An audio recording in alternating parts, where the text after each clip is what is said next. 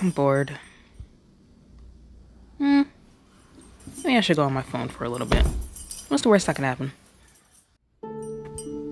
This new viral kitchen gadget that everyone is using makes it so much easier to cut persimmons, because I know that's definitely a problem. Oh my goodness, you guys, I got the new viral skin cleanser that everyone definitely knows about and everyone is definitely using. It literally makes your skin feel like you peeled it off of a newborn baby and slapped.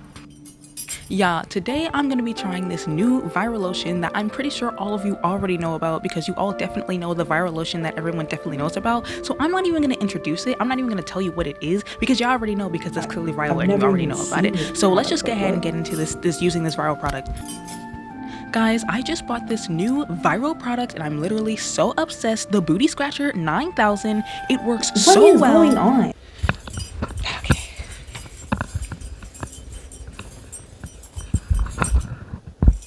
So I know I've been a little MIA for like about a month. Yeah, I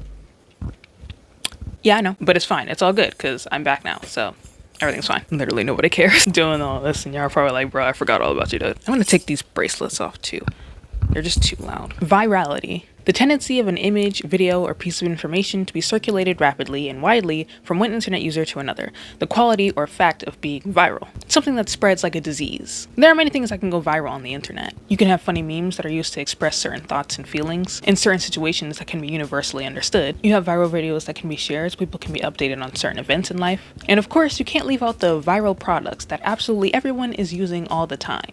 And they definitely know about it. Except, let's be real here. Half the time, nobody does. Do you guys ever happen to be scrolling on whatever social media platform you guys choose to scroll on, and you'll see ads of people using certain products while saying the word viral or putting it in the title or the caption? Although you have never seen or heard of this product a day in your life. I tend to experience this a lot whenever I'm scrolling on Pinterest, and it always ends up being the most unhinged products you've ever seen, where it's a product that sells itself like a solution to a life-threatening problem. And before I continue, I will first acknowledge something. Isn't it a little bit, I don't know, vain of me, I guess, to say that just because I personally have never heard of a product or used a product before, then it's not actually viral and nobody actually knows about it?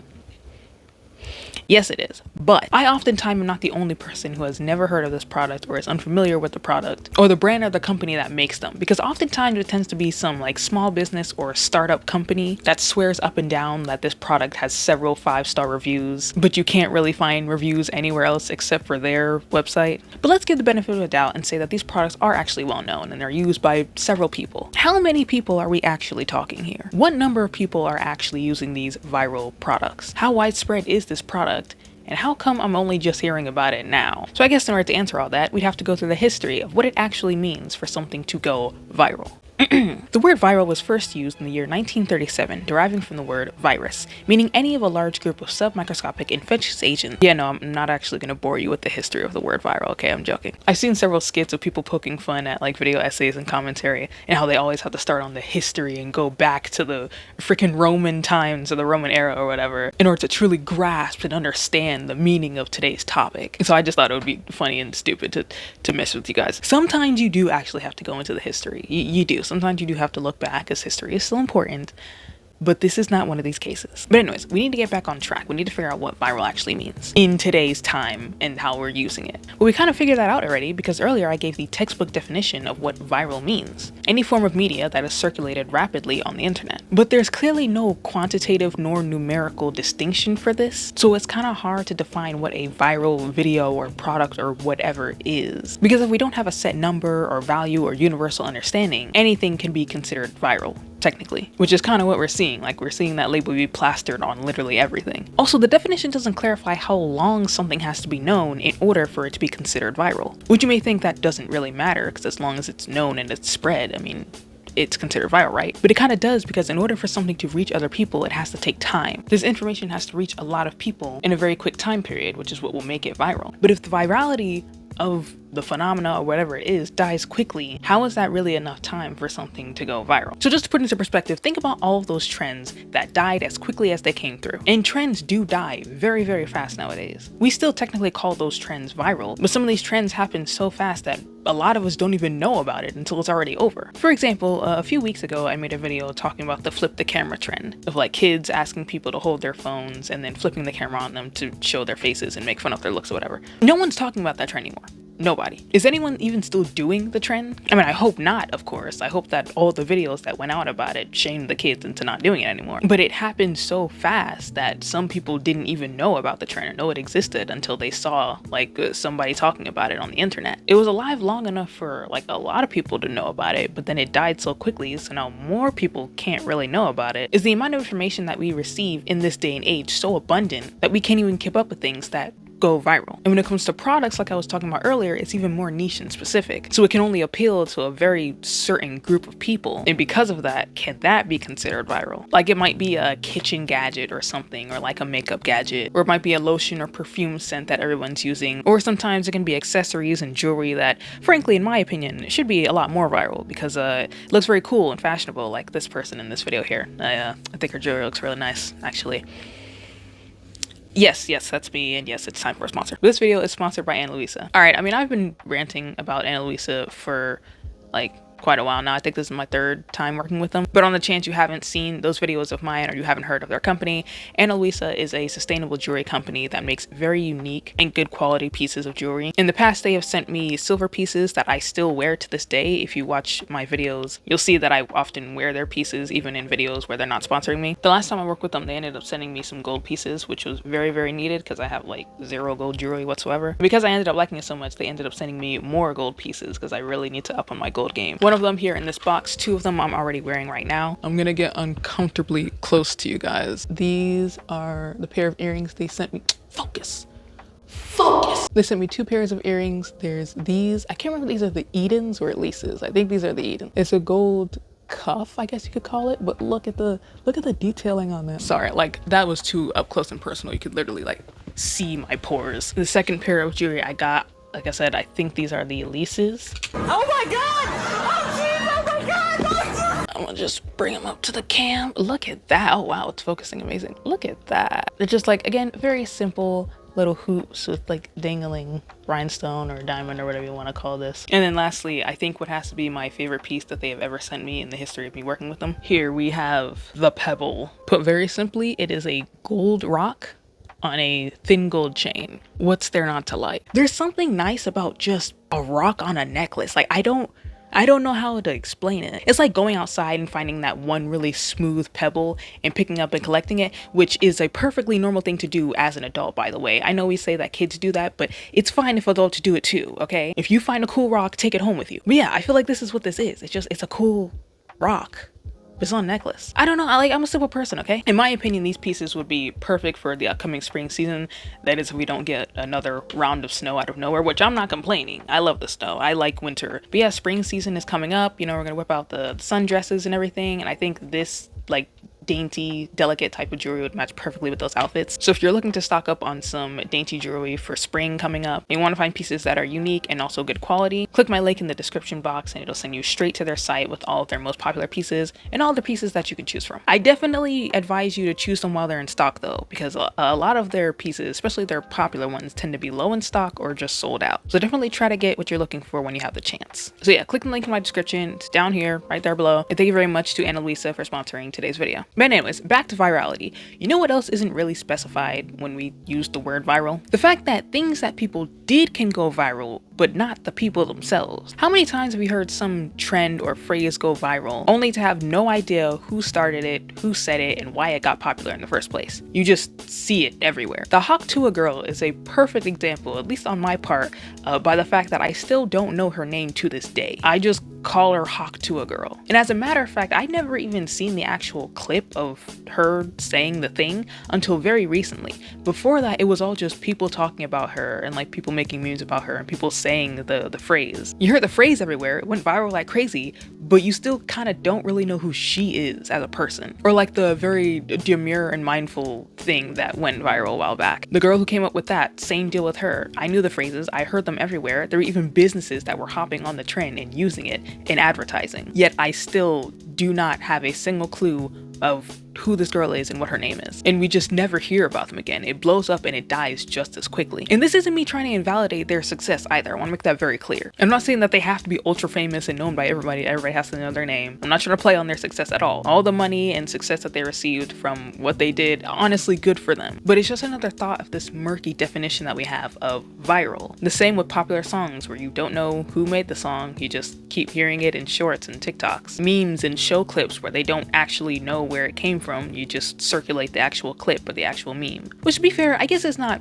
very different from before. At least it's not something new when it comes to the internet in general. Because if you think back when Vine was popular, or even if you watch Vine compilations on YouTube, oftentimes you'll see the people who make the Vines, or remember their phrases, but you don't really know who they are either. I didn't know that Drew Gooden was the one who did the road work ahead thing for years. I have been quoting that phrase every single time I see a road work ahead sign. It's one of my favorite Vines. And speaking of Vine and other social media platforms, at least the ones that aren't dead, virality also means different things on different platforms. Getting a million views on, say, YouTube versus TikTok versus Instagram are three very different things. You get paid differently on different platforms, people engage with your content differently, and you also get recognition differently as well. I've heard people say that blowing up on TikTok is not that difficult because of the algorithm. And when I say difficult, I mean it's not about the lack of effort, but more just it's more probable that it'll happen to you. Although, I mean, let's be real here, there were a lot of TikToks that blew up where somebody put absolutely zero effort into it. But again, that's just probability. So there are several creators on TikTok that have like, a million views versus like trying to get a million views on YouTube. You can make videos that are very topical and that you assume people are going to like and have it flop. But then some video from like 10 years ago of some dude skateboarding and like really crappy looking film and the video is low quality, and somehow that'll hit 1 million views. And that's not even tapping into the fact that YouTube has long form content but also shorts, which are both its own world inside of the same platform, because people who watch long form content videos are a very different audience from people who watch shorts. So it's like you can get 1 million views on your short but then like 10,000 views on your long form content and have a completely different audience that watches both of those things even though it's on your same channel. So like a part of you could go viral, but then the other part of you might not. So how are you supposed to determine virality if different platforms have completely different algorithms that push completely different types of content to completely different types of people? What does it mean to be viral? Now, obviously, for me going around in circles with this existentialism crisis, the answer is we don't know. And that could be the reason, obviously, why we are mislabeling everything as viral. Or I guess not mislabeling, but just kind of throwing it on everything because we don't have a distinction for what it means. We tend to use phrases in general very casually, so we don't think too much or too seriously about the implications of these phrases in certain contexts. We throw around the word viral even if it may not entirely apply to a situation. And so when certain businesses advertise their own products, it could be the same concept. It could just be that it's viral to them because maybe they have a very niche and specific group of people that like their product and like, well, wow, it's so viral and helpful. When it's like, nah, it's just that group of weirdos that uses that, bro. Maybe it's just an honest mistake that we keep seeing these products that have the label of it being viral and saying that everybody's using it and it's amazing and everybody definitely knows what this stuff is. Maybe it's just a case of mislabeling and overhyping something when in actual reality it may not be as viral as we think. Or the devious reason. This obscurity is exactly what businesses want, and they directly benefit from the fact that nobody knows what it means to be viral. It's all part of the plan of big business. If you label something as viral, even if it may not be, you can't really do much to discredit that statement unless you get a very, very large majority of people to all collectively agree that they have never heard of this product, never seen this product before, or never met anybody that uses it, and it is truly this thing that absolutely nobody knows exists, which is kind of difficult to do because, as mentioned before, just because you haven't heard of something doesn't mean other people can't know about it, and it's kind of difficult to get a vote from like all the people on the planet to be like, hey, have you heard of this product? There's several times where I thought something was like a very common video that everybody knows about, but I'll ask my classmates or professors, they'll be like, nah, never heard of it. Like just the other day, I was talking to my professor and a classmate about mukbangs, and I was like, yeah, I've ever heard of mukbangs? And they were like, no. And I was like, are you sure though? I was under the impression that everybody knew what those were. Just because you have or have not heard of something doesn't technically make it viral or make it not viral. So what, you never heard of the Booty Scratcher 9000, okay? Because everybody else heard about it and they're using it. So you're the uncultured one here. You can't really combat the idea of a product not being well known because you don't know everything. So if they use the phrases viral or try to make it seem like something is viral, even if it's technically not, they can get away with it. And they can use this misunderstanding to their advantage to make you think that it's popular. It's kind of like a value perception thing. I talked about this concept briefly a while back actually. I think it was like a year ago, or it might have been longer. But when I was talking about Brandy Melville and just how businesses in general, a lot of the time will try to raise the value perception of their brand, of their product, stuff like that to make more money, even if it's not actually what it's worth. It's giving something more hype than it's actually worth so that people are more willing to try it. It'll boost sales, it'll get attention, which in turn will make it a self-fulfilling prophecy, thus making it actually popular. So what I mean is, if I take this edge brush, for example, which I never even use, I don't know why I bought this. I don't do my edges. I've given up on that a long time ago because I can never do it right. But let's say I told you that this edge brush was the best edge brush in the world. All of the girls that I know use it. I use it. When you do it, your edges will be perfect every single time. I'm lying to you, but you ain't gotta know that. Now, as long as you don't do your research and you just be like, oh yeah, for real? Okay, let me go buy it. Guess what? You're gonna go buy this thing, even though it's not actually viral. And you buying it and then telling other people about it is going to have other people buy it and then give more attention to it, which is actually going to make it a popular product. And then to top it all off, you can sprinkle in a little bit of that FOMO that we talked about a few videos ago, making people feel like they're being left out on something that's super viral and popular that everybody's using. What do you mean you never heard of the Booty Scratcher 9000 and you're not gonna try it out?